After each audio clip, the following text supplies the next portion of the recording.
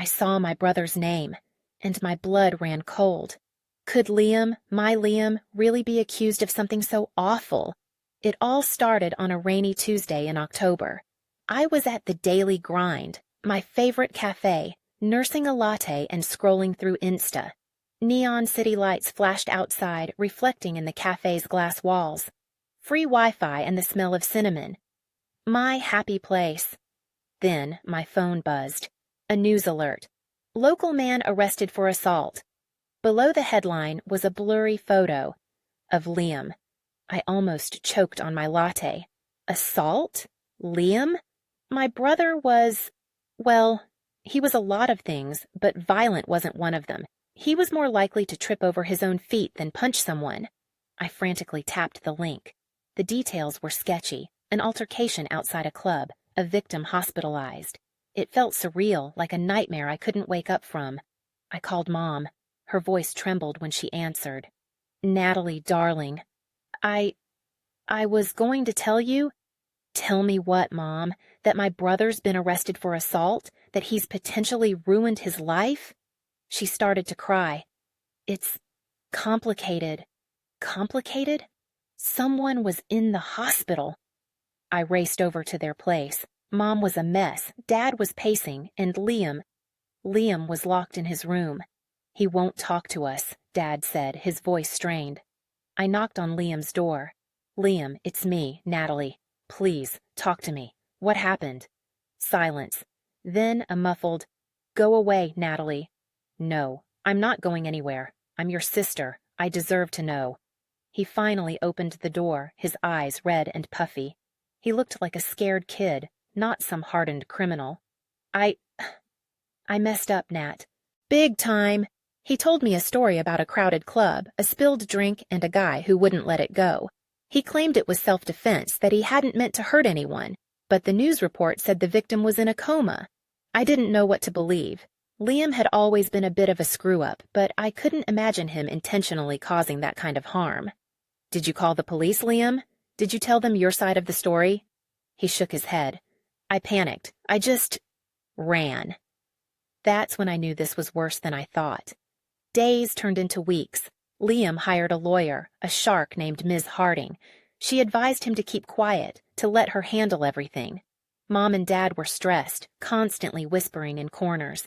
I felt like I was living in a pressure cooker, waiting for it to explode. My best friend Chloe was my rock during all of this. We'd been friends since kindergarten. She knew everything about me, and I knew everything about her, or so I thought. I poured my heart out to her, telling her all my fears and doubts. She listened patiently, offering words of comfort and support. He's your brother, Natalie. You have to stand by him, she said. The trial date was set for January. I dreaded it. I didn't want to see Liam dragged through the mud. I didn't want to see the victim's family in pain. I just wanted it all to be over. Then came the discovery phase, where the lawyers exchanged evidence. That's when I saw it. Buried deep in a pile of documents, a name I recognized. Chloe Reynolds. My Chloe. Listed as a witness for the prosecution. My heart stopped. Chloe? What did Chloe have to do with any of this? I called her immediately. Chloe, what is this? Why is your name on these court documents? Her voice was hesitant. Natalie, I can explain. Explain what? Explain why my best friend is involved in my brother's assault case? Explain why you didn't tell me anything?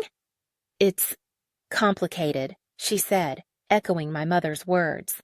Complicated? Chloe, what's going on? She asked me to meet her at the Hidden Gem, a small, out-of-the-way bookstore we used to frequent as kids. The place smelled of old paper and forgotten stories. The perfect place for secrets, I guess. She looked pale and nervous. Natalie, please, just hear me out. She told me that she had been at the club that night, that she saw the whole thing, that Liam hadn't started the fight, but he hadn't exactly walked away either. Why didn't you tell me? I asked, my voice barely a whisper. Because I helped him get away. I drove him home that night. I stared at her, speechless. She had helped Liam cover up a crime. She had lied to me, her best friend, for months.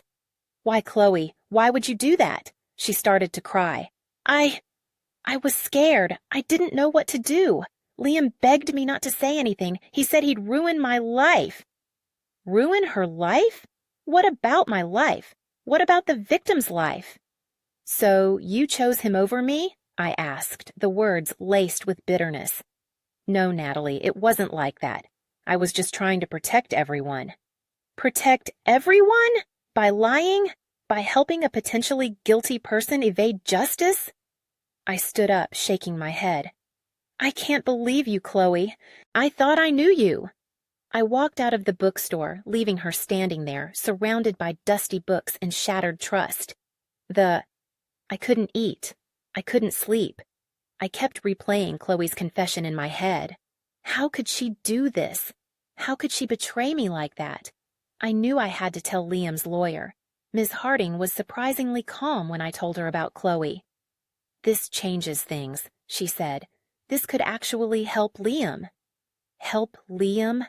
How could Chloe's betrayal help Liam? Ms. Harding explained that Chloe's testimony could show that Liam hadn't acted alone, that he had been panicked and scared. It could paint a picture of a young man who made a mistake, not a cold-blooded assailant. But it would also mean Chloe would have to testify in court. She would have to admit to helping Liam cover up the crime. She would be risking her own future to save him. Should I protect my brother, even if it meant Chloe would face legal consequences?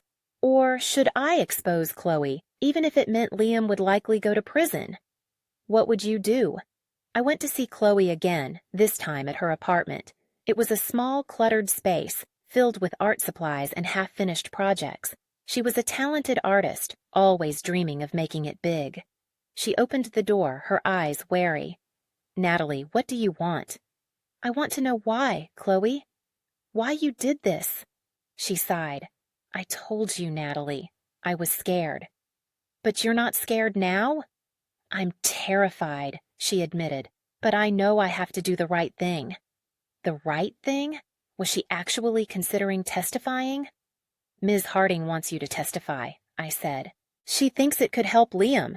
Chloe's face paled. Testify? In court? Everyone will know what I did. I know, I said, but it's the truth, Chloe, and the truth matters. She looked at me, her eyes filled with pain. I don't know if I can do this, Natalie. Yes, you can, Chloe. You're stronger than you think, and I'll be there for you every step of the way. The trial was a media circus. The courtroom was packed with reporters and spectators. Liam looked pale and drawn. Chloe looked like she was about to faint. Harding called Chloe to the stand. She asked her about that night at the club, about the fight, about helping Liam escape. Chloe's voice was barely a whisper, but she told the truth. She admitted to everything. The prosecution tried to tear her apart, to paint her as a liar and an accomplice. But Chloe stood her ground. She answered their questions honestly and calmly. Then it was my turn to testify. I told the jury about my brother, about his flaws and his good qualities. I told them about my friendship with Chloe, about how much I trusted her, about how betrayed I felt. I looked at Liam, sitting at the defense table, his head bowed. I didn't know what the future held for him, but I knew he deserved to face the consequences of his actions. The jury deliberated for 2 days. The tension in the courtroom was unbearable. Finally, they reached a verdict. Guilty. Not guilty of assault, but guilty of reckless endangerment. A lesser charge, but still a conviction. Liam was sentenced to community service and anger management classes. He avoided prison, but his reputation was tarnished. Chloe faced no charges for her involvement. The judge recognized that she had acted out of fear and I was proud of her. I realized, despite everything, I still loved my brother, and I valued my friendship with Chloe. Life after the trial was different. Liam was humbled, determined to make amends. He started volunteering at a local community center, helping kids from underprivileged backgrounds. Chloe threw herself into her art. She started selling her paintings online, and her career began to take off. Our friendship was strained, but we were slowly rebuilding. We still had a lot to talk about, a lot to forgive. But we were trying. One evening, I was at Chloe's apartment, helping her pack for an art show in another city. We were laughing and reminiscing, just like old times. Then I saw something on her computer screen that made my blood run cold. A social media message. A message from Liam.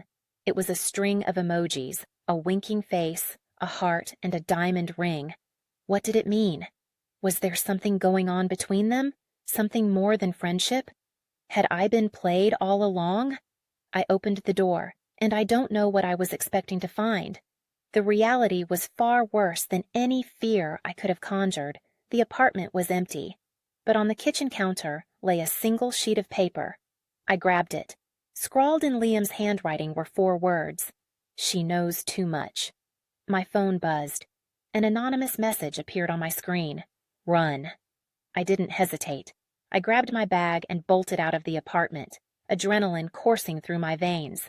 Someone was after me, someone who knew that I knew something. I ran through the streets, weaving through crowds, trying to lose whoever was following me. I felt like I was in a movie, a terrifying thriller where I was the target. I needed help. But who could I trust? Not Liam, not Chloe, not even my own parents. Then I remembered Ms. Harding, Liam's lawyer. She was tough, resourceful, and she wouldn't be afraid to help me. I found a public phone booth. Yes, they still exist in 2025, and called her. Ms. Harding, it's Natalie Brooks. I need your help. I think I'm in danger. She didn't ask any questions. She just told me to meet her at a specific location, a deserted warehouse on the outskirts of town. I arrived at the warehouse, my heart pounding in my chest. It was dark and foreboding, the kind of place where bad things happened. Harding was waiting for me, a grim expression on her face. Natalie, what's going on? I told her everything, about the message from Liam, about the anonymous text, about feeling like I was being followed.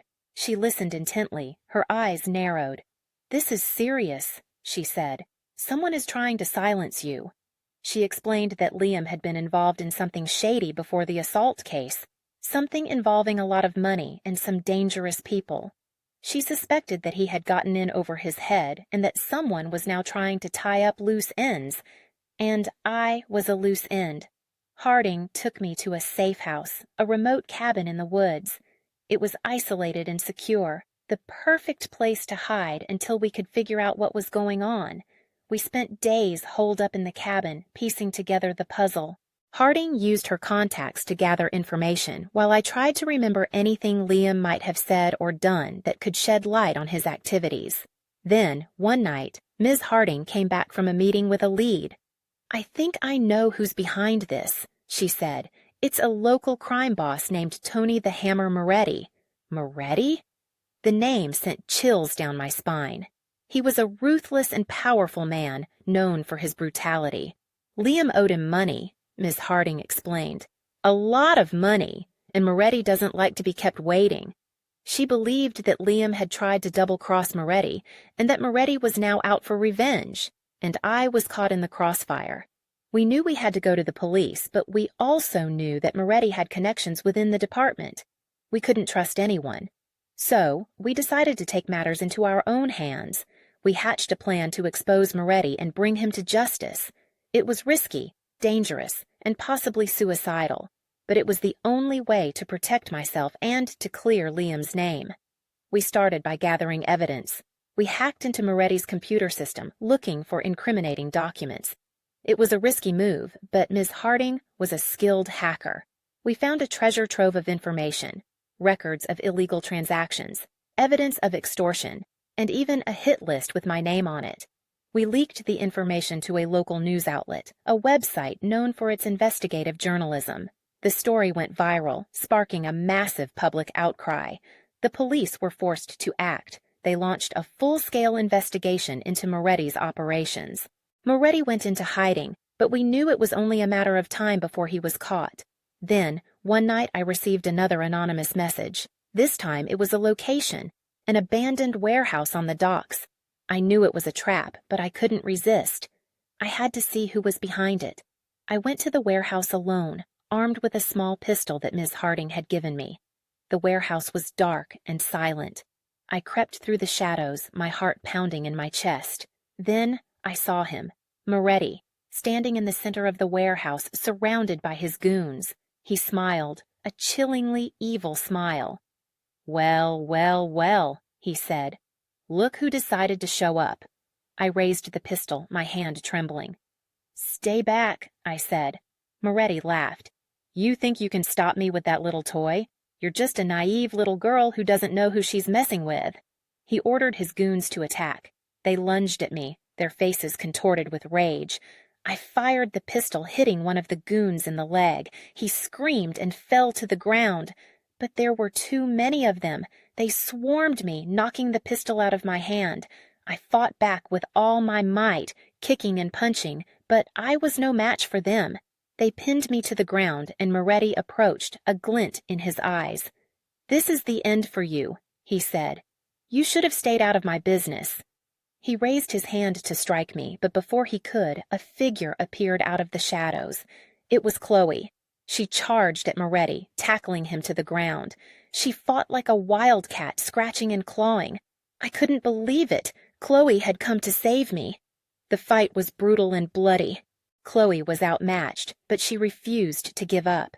Finally, the police arrived, sirens blaring.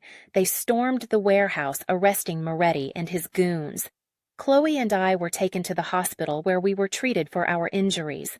Liam was also arrested, charged with conspiracy to commit fraud and obstruction of justice. He was facing a long prison sentence.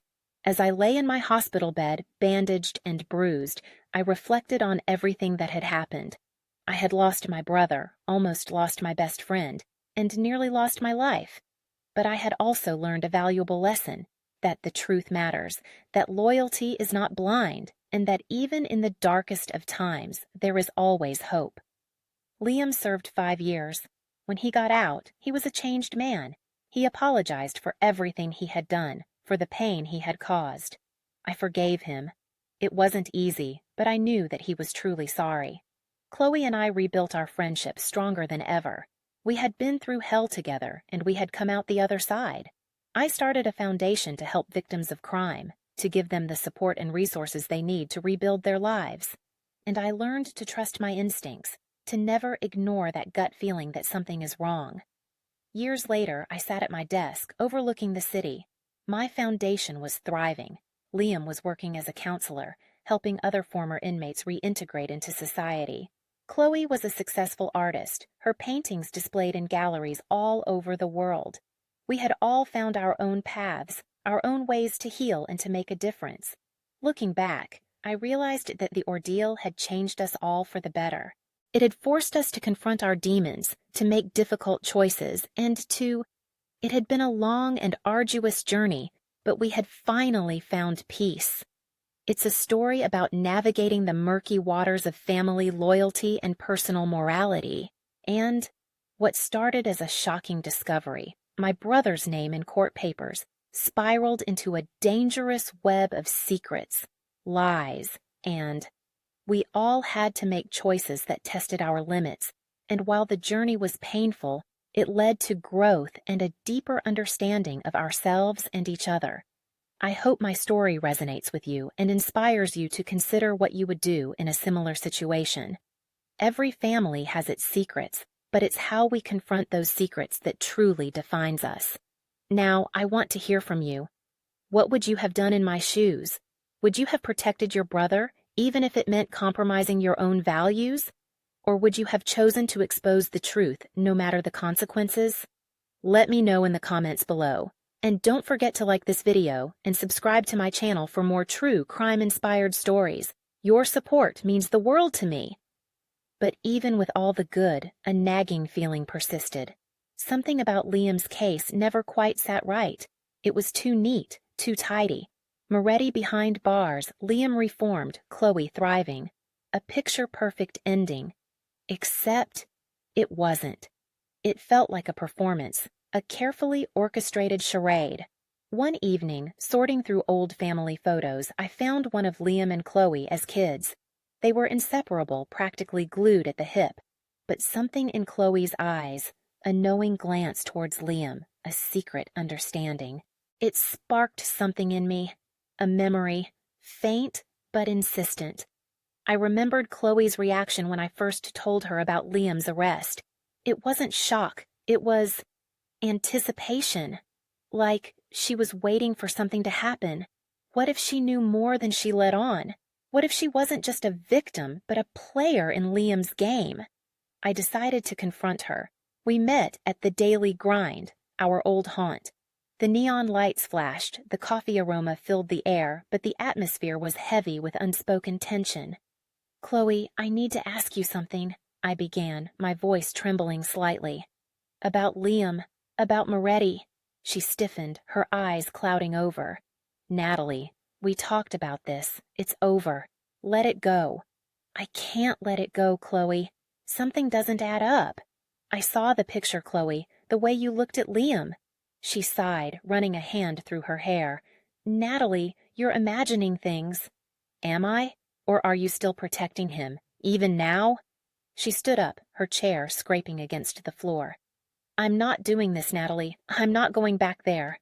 She turned to leave, but I grabbed her arm. "Tell me the truth, Chloe. Please. I deserve to know." She hesitated, her eyes darting around the cafe. "Okay, fine," she said, her voice barely a whisper. "There's something I didn't tell you." She confessed that Liam wasn't just in debt to Moretti. He was working for him, smuggling drugs, laundering money. Chloe knew about it. She helped him, covering his tracks, providing alibis. She was terrified of Moretti, terrified of what he would do to Liam, to her, to our family. The assault.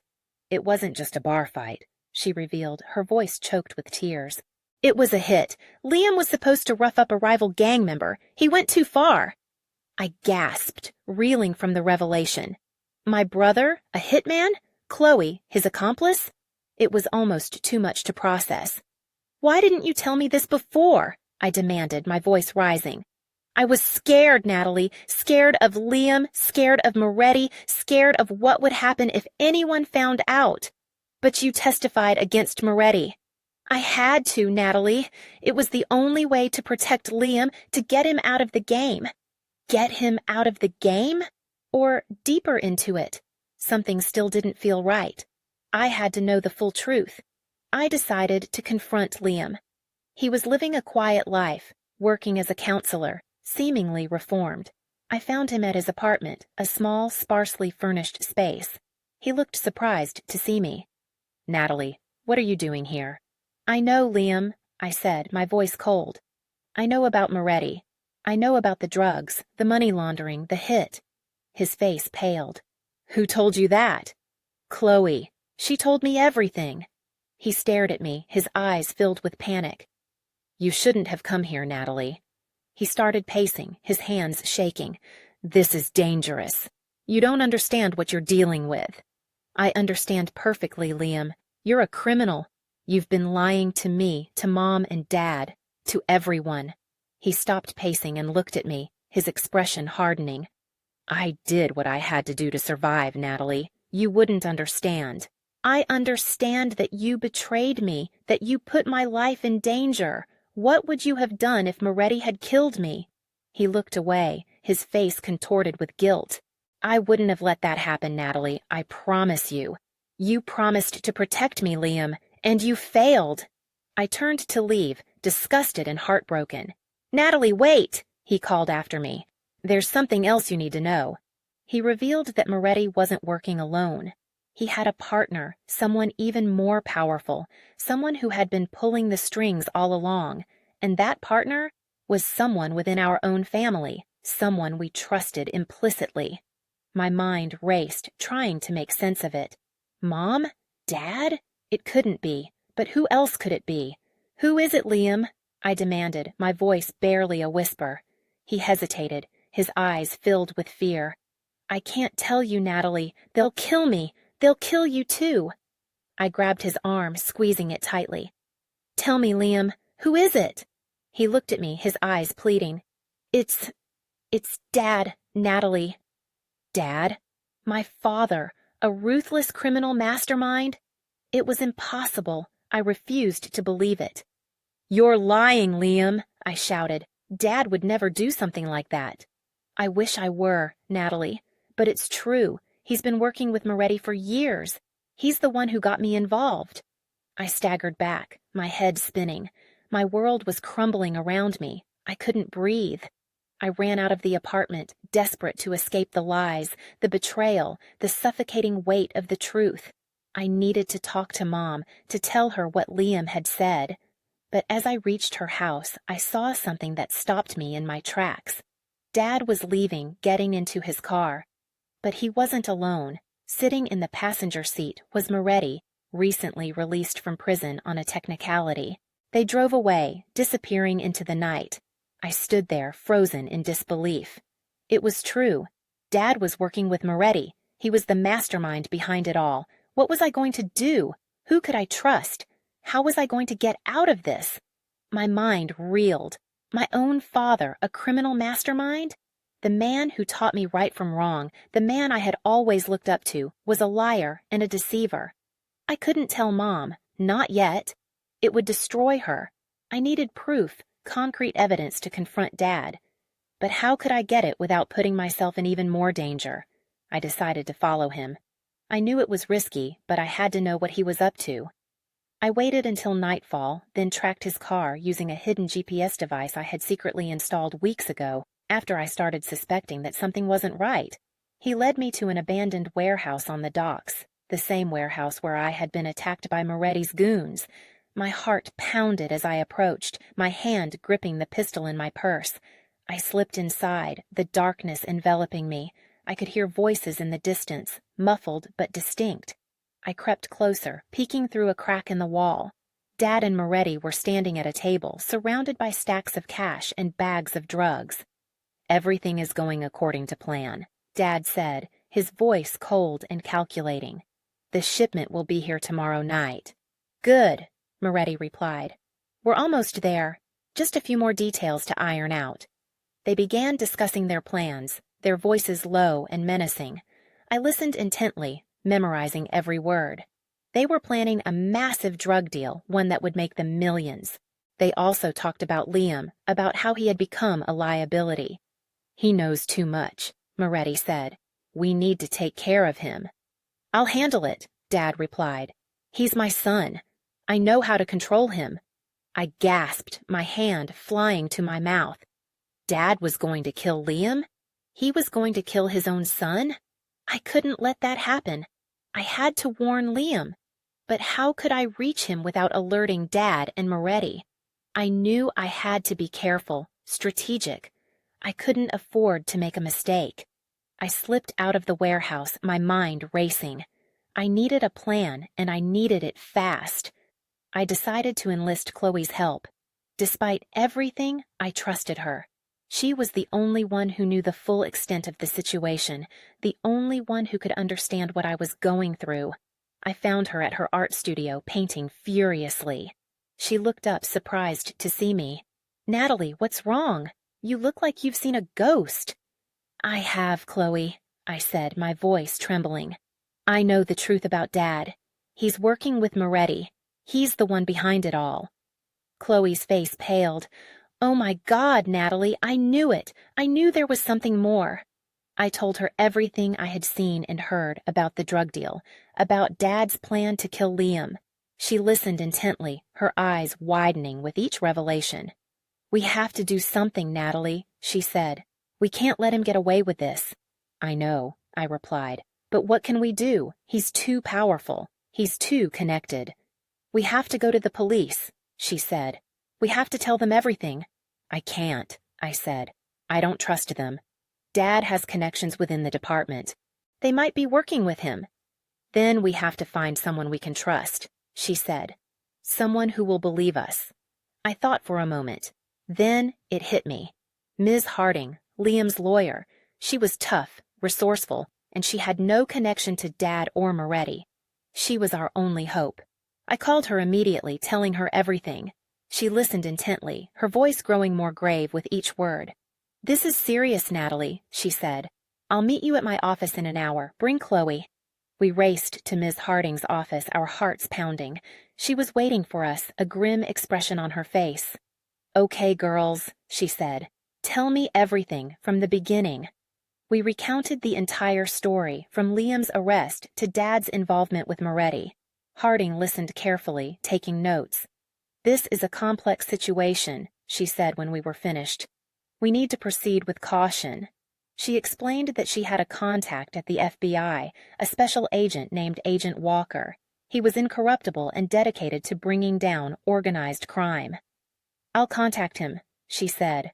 "We'll set up a meeting, but until then, you need to stay safe. Don't go anywhere alone. Don't trust anyone." We thanked her and left her office, feeling a glimmer of hope. Finally, someone was on our side. But as we walked down the street, I noticed a car following us, a black sedan with tinted windows. I recognized it immediately. It was one of Moretti's cars. "Chloe, run!" I shouted. We sprinted down the street, dodging traffic, trying to lose the car, but they were gaining on us. They swerved onto the sidewalk, trying to run us over. We jumped out of the way just in time, narrowly avoiding being hit. We ducked into an alleyway, hoping to lose them in the maze of narrow streets. They followed us, their car screeching around corners. We were trapped. The alleyway was a dead end. The car pulled up, blocking our escape. 2 men got out, their faces grim. "We've been looking for you," one of them said, his voice menacing. "Moretti wants to have a little chat." How were we going to get out of this? Trapped. Cornered like rats. Chloe and I exchanged a look of sheer terror. These guys were serious, muscle for Moretti, and they looked like they enjoyed their work. "Look, we don't want any trouble," I stammered, trying to buy us some time. "Just let us go." The larger of the two, a brute with a shaved head and a sneer, chuckled. "Trouble is exactly what you're in, little lady. Moretti wants to see you, and you don't keep Tony waiting." He lunged for me, but Chloe reacted instantly. She grabbed a nearby trash can lid and swung it with all her might, connecting with the thug's head. He stumbled back, momentarily stunned. "Run, Natalie!" Chloe screamed. I didn't need to be told twice. We bolted down the alley, dodging overflowing dumpsters and scattered debris. The second thug was right behind us, his footsteps pounding on the pavement. We reached the end of the alley and burst onto the street, narrowly avoiding a collision with a speeding taxi. We ran blindly, desperate to escape. I could feel the thug closing in, his breath hot on my neck. Suddenly, Chloe veered sharply to the left, pulling me with her. We darted into a crowded marketplace, a chaotic maze of stalls overflowing with fruits, vegetables, and spices. The air was thick with the smells of exotic foods and the sounds of shouting vendors. We weaved through the throng of shoppers, pushing our way through the crowd. The thug was still after us, but the crowd was slowing him down. We saw an opportunity and seized it. We ducked behind a large fruit stand, hiding among the crates of mangoes and papayas. The thug ran past, his eyes scanning the crowd. We waited, holding our breath, until he was out of sight. Then, we emerged from our hiding place and continued to run. We needed to find a safe place, somewhere they wouldn't find us. I remembered a small, run-down motel on the outskirts of town, a place where people went to disappear. It was our only option. We flagged down a taxi and gave the driver the address. As we sped away, I glanced back. The black sedan was nowhere in sight. For now. We reached the motel and checked in under fake names. The room was small and dingy, but it was safe. We locked the door and barricaded it with a rickety chair. We were exhausted, terrified, and unsure of what to do. We had to contact Agent Walker, but we didn't want to use our phones. They could be tracked. "We need a burner phone," Chloe said. "Somewhere untraceable." I knew just the place. A seedy pawn shop in the heart of the city, a place where you could buy anything, no questions asked. I ventured out alone, leaving Chloe behind.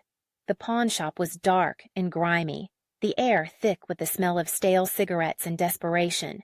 I approached the counter, a bulletproof glass separating me from the clerk, a man with a greasy comb-over and a suspicious stare. "I need a phone," I said, my voice low. "A burner." He eyed me up and down, then reached under the counter. $50, he said, sliding a cheap disposable phone across the glass. I paid him and left, clutching the phone tightly. Back at the motel, I called Agent Walker. He answered on the first ring. "Walker here." "Agent Walker, it's Natalie Brooks. They're after me. They know I talked to you. There was a pause. Where are you? I gave him the address of the motel. Stay put, he said. I'm on my way. We waited, our nerves stretched to the breaking point. Every creak of the floorboards, every rustle of the wind sent shivers down our spines. Hours passed, still no sign of Agent Walker. I started to worry. Had something happened to him? Had Dad and Moretti gotten to him first? Suddenly, we heard a knock on the door. My heart leaped into my throat. Who is it? I asked, my voice trembling. Housekeeping, a voice replied. Housekeeping? At this hour? It was a lie. It had to be. I grabbed the pistol from my purse, my hand shaking. Natalie, don't, Chloe whispered. It could be Agent Walker. I peeked through the peephole. It wasn't Agent Walker. It was Dad, standing in the hallway, his face grim, a gun in his hand. What was I going to do? How was I going to protect Chloe? I slowly backed away from the door, my mind racing. I had to think fast. There had to be a way out of this. I looked around the room, desperately searching for an escape route. The window. It was small, but it was our only chance. Chloe, the window, I whispered. We scrambled towards the window, struggling to open it. It was jammed. I pounded on it with my fist, desperate to break the glass. Finally, it shattered, showering us with shards of glass. We climbed through the window, dropping onto the ground below. We landed hard, bruising our knees and elbows, but we were free. We ran into the night, our pursuer undoubtedly hot on our trail. We could hear Dad shouting behind us, his voice filled with rage. Where could we go? Who could we trust? Suddenly, I felt a sharp pain in my back. I stumbled and fell to the ground. I looked down and saw blood spreading across my shirt. I had been shot. How was I going to get out of this alive? The world swam before my eyes. The cold asphalt pressed against my cheek. Pain ripped through my back, a searing, agonizing fire. Natalie? Chloe's voice was frantic, desperate. She knelt beside me, her hands trembling as she pressed against the wound. Hold on, Natalie, I'm going to get help. I tried to speak, but my breath caught in my throat. All I could manage was a weak groan. Chloe ripped off her shirt and used it to apply more pressure to the wound. It's going to be okay, Natalie, she said, her voice choked with tears. Just stay with me. Don't close your eyes. I knew I was losing consciousness. The darkness was creeping in, pulling me under. I fought against it, clinging to Chloe's voice, to the faint glimmer of hope that remained. Dad, I managed to whisper, the word barely audible. He shot me. Chloe's face contorted with rage. That bastard! He's going to pay for this! I felt myself slipping away, my body growing numb. I could hear sirens in the distance, growing louder and louder. Help was coming, but would it be too late? I closed my eyes, surrendering to the darkness. When I woke up, I was in a hospital bed. The room was bright and sterile, filled with the beeping of machines. A doctor stood beside me, his expression grave. You're lucky to be alive, he said. The bullet missed your vital organs by millimeters. You lost a lot of blood. I tried to sit up, but a sharp pain shot through my back. Where's Chloe? I asked, my voice weak. She's here, the doctor replied. She's been waiting for you to wake up. Chloe rushed into the room, her face lighting up with relief. Natalie, you're awake! She threw her arms around me, careful not to hurt my wound. I was so worried about you. What happened? I asked.